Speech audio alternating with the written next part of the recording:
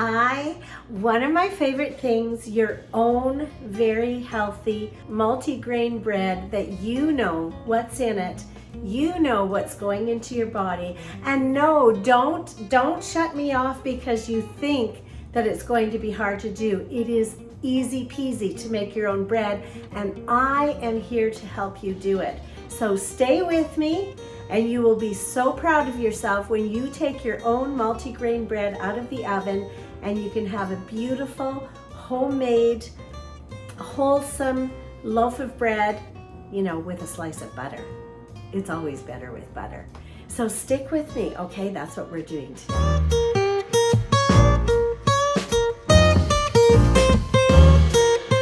So the first thing we're going to use is a traditional yeast. So this happens to be Fleshman's, but it doesn't have to be. But I like to use traditional yeast. I don't like to use fast rising or anything like that because this is a homemade bread from scratch, and I like to not have it rise too fast. So your yeast is something that's going to help your bread to rise. So you're going to put a tablespoon of yeast in a bowl, a pot, whatever you want. So you're going to sprinkle it in there. And then you're going to put half a cup of just lukewarm water. Now lukewarm water is not hot, it's not cold, it's like water you would give to a baby. It's just warm, okay? That is going to allow the yeast to ferment, which is what you want it to do. It's going to bubble up. But also to help it is you need a little bit of sugar.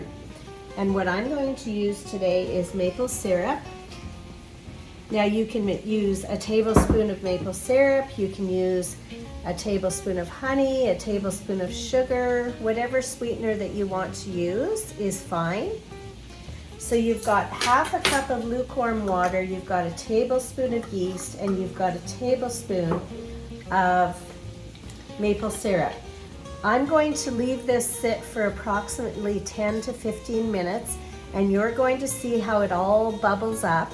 And when you see those bubbles, you know that that yeast is working. It's a good bacteria that's working, and it's going to allow your bread to rise and be fluffy. So we're going to wait about 10 to 15 minutes, and then I'll show you what it looks like after. So while we're waiting for the yeast to rise, I'm going to get some seeds ready for the bread, because this is a nice multigrain seedy bread. If anybody wants a nice wholesome whole grain bread, this is it. So I have a quarter cup of raw organic sunflower seeds. Now I want to I don't want these to be into a ground paste. I just want to chop them up a little bit fine. So I'm just going to give them kind of a little bit of a, I don't want to chop them up too much. So this is what I end up with.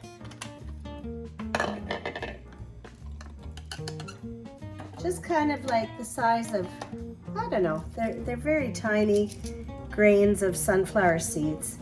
And I'm going to use that to put into the bread. So you'll have these tiny sunflower seeds, but you know, they won't be large. So you're going to do a quarter cup of finely ground sunflower seeds. Now I've got some flax seeds as well, but I'm not going to chop them up because they're a nice size, and I like to have a whole flax seed in my bread. It's tasty, it's crunchy, it's nutty. So I've got a quarter cup of flax seeds, a quarter cup of finely chopped sunflower seeds. Now I also have a quarter cup of pumpkin seeds, but you can see how large these are, and I don't want large seeds in the bread. I just want to chop them up a little bit, just like the sunflower seeds.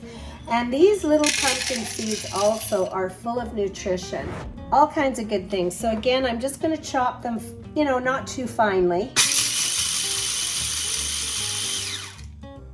That's about it. I don't want to do too much. So you'll see they're kind of like the sunflower seeds, where they're just nicely chopped up, not too much. And that's going to go into your bread as well.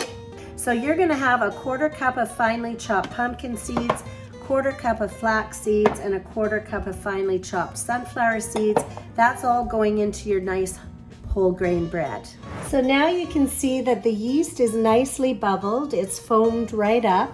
So when you see that, you know that your bread is going to be nice and fluffy because the yeast is going to make it fluff up. So if you don't see this bubble part of it, it either means your water was too cold or it was too hot and it killed the yeast. So too cold, the yeast won't grow, and too hot, it'll kill the yeast. So at this stage, you can start over if you want. If your yeast hasn't bubbled up without much waste, you can start over. But if you see this process here where it's bubbled up, you know you're good to go. So now I'm going to add some, today I'm using organic white flour. I'm going over to my cousins. We're going over, all of us cousins are going to have like a little pool swim and a barbecue, so I'm making this multigrain bread. So I want to have it nice and fluffy. If I was just making it for our family, I might make it a little bit more whole grain, just, you know, to get the extra nutrients. But today we're going to start with some organic white unbleached flour, and I'm going to put a cup in there. So I'm going to put a cup in the bowl of white organic unbleached flour, and I'm just going to give it a little mix. Mix it up good. And then I'm going to put, I've got hot water, almost boiling. And if it was boiling, that's fine. So I've got 2 cups of hot water that I put in there. Okay, so I'm going to get another cup of organic white unbleached flour and mix that in.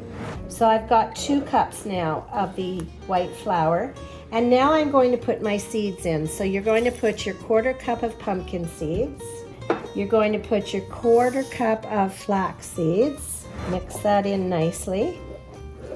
So much nutrition packed into this bread. And then you're going to put your 1/4 cup of sunflower seeds, and you're just going to mix that up nicely. Okay, so that's nicely mixed. So now I'm going to put a cup of organic whole spelt flour. Okay, this is just an organic whole flour. You don't have to use spelt flour. You can use whole wheat flour, you can use rye flour. Any whole grain flour that you want is going to do. It's just I happen to have spelt flour in the house, so you can use that. Now, any whole grain flours that you buy, make sure you keep them in the freezer because they will go rancid if you have them out. So I always keep my whole grain flours in the freezer. So this happens to be spelt, and I'm going to put 1 cup of spelt in here. So now I have 2 cups of the white organic flour, 1 cup of spelt, and I'm going to add another cup of the white organic flour. Just again because I'm going to be with company and I don't want it to be too much of a whole grain where people might not like it. I still want it to be fluffy and tasty, so, but they are health conscious, so this bread will work awesome. So right now I have 4 cups of flour mixed in here.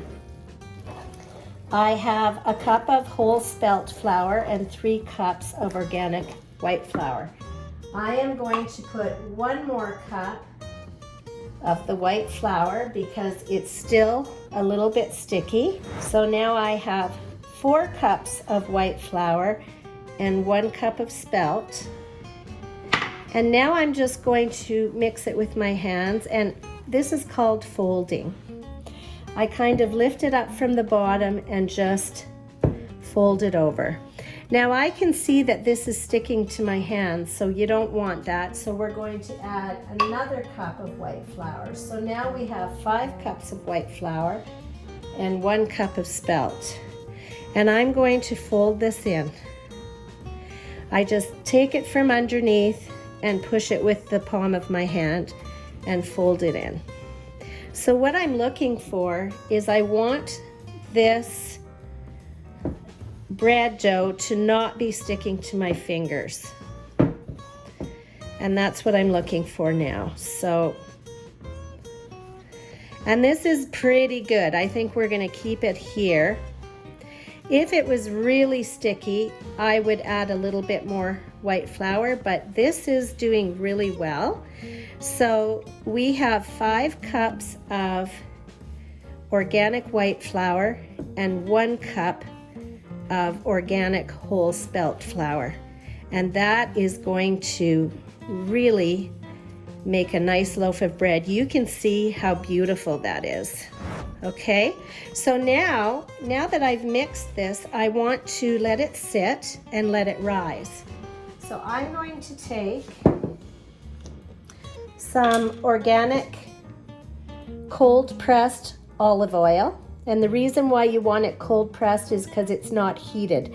It's just exactly what it says. They press it cold so that you get all the nutrients of the olive oil. So we are going to put a 1/4 cup of olive oil at the bottom of this bowl. And we're going to get that dough nicely covered with olive oil. And then we're just going to flip it over. And that little guy, we're going to cover it with a tea towel, and we're going to let this sit until it rises in double. It's probably going to take about an hour, but when you see it rise about double, you're good, and then you're ready for the next step. So it's been about 3/4 of an hour, and you can see that this is definitely double the size, and it's nicely puffed up. So I'm going to do what's called punching it down, and I'm just going to take my hand and fold it over and gently, I mean, you don't have to do it gently, it's not a gentle thing, but I like to do it gently. I'm just going to do what's called punching it down, and then I'm going to leave it sit until it's double in size again, which is probably another hour, and then we will go from there. So now I take the cover off, and you can see that it's risen beautifully again. So I'm going to punch it down again. And I'll tell you, this dough turned out so beautiful. It is nice and soft and fluffy, and it's going to be an awesome bread. So I'm just going to take my work area and put some flour on there.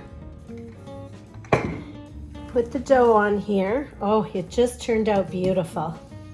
This is a nice stage because you can see, you know, the progress that you've made. So what I like to do is I just like to roll this out flat, just like a great big giant fluffy pancake. And then I'm going to roll this up like this. And I am going to pinch the edges, okay? And this is what's called a French loaf. It's a nice, big, thick, oblong loaf. Just make sure your edges are pinched really good. And you're just going to roll it a bit and get it to lengthen out. So I'm just going to kind of manipulate it and get it to get into a long roll. And then I'm going to place it on a cookie sheet. Now I'm going to put it at an angle because I have it really long, and I'm just going to squish it a little bit. Okay. And I have it on a cookie sheet with parchment paper, but one of our girls keeps telling me, Nana, you have to start using silicone cookie sheets. And you know, she's probably right, but I'm still doing it old school. But if you have a silicone cookie sheet, that sounds pretty awesome too. So then you're going to take that and you're just going to cut it at an angle 2, 3, 4 times, okay? And you're going to now leave that sit, and you're going to wait for this to double in size. I don't think it's going to take an hour. It'll probably take a half an hour or so, but you'll see what it'll look like. And I would say it will probably take about half an hour to double in size. So we're just going to cover it again and just set it aside and wait for it to double in size. So it looks awesome. This is what yours will look like. And you can see where I cut it with the knife, it spreads out and makes these beautiful little hollows in your bread. So we are going to put this in 395-degree oven for half an hour. It's going to smell up your whole house beautifully, and when it comes out, you're going to see how awesome it is. So let's do that. Let's put it in the oven. Take this beautiful loaf, slide it in the oven, away she goes. And we're going to let that toast in there for half an hour at 395 degrees. It's going to smell like $1 million, and when it comes out, it's going to taste like $1 million. So let's go into the oven. It's been half an hour at 395, and let's take a peek. So we have a beautiful loaf of French bread to take to my cousins today. Now it looks huge beside my head. Well, it is kind of huge, but if you find it's too big, I wanted it a little bit larger for sandwiches, but if you find it's too big and you want more of what's called a baguette, it's a kind of a smaller tube, you can just cut this in half and do the same thing that we did and cut it in half. But the point is, you've got a beautiful, gorgeous loaf of French bread that is whole grain. You know exactly where the ingredients came from, and you know what you're eating, and you made it yourself. I'll tell you, get past the thing, oh, I can't make bread, it's too hard. It's not too hard. I am here to teach you that it's not too hard, and it is one of the most beautiful pleasures of life. There's something about homemade bread. So I just wanted to say thank you for watching my YouTube channel. If you like the videos, please subscribe, and please like the videos. If you do like them, press the like button and turn your notifications on so you get new videos, because we are having an awesome time doing this. So I just wanted to say thank you, and you have a great day.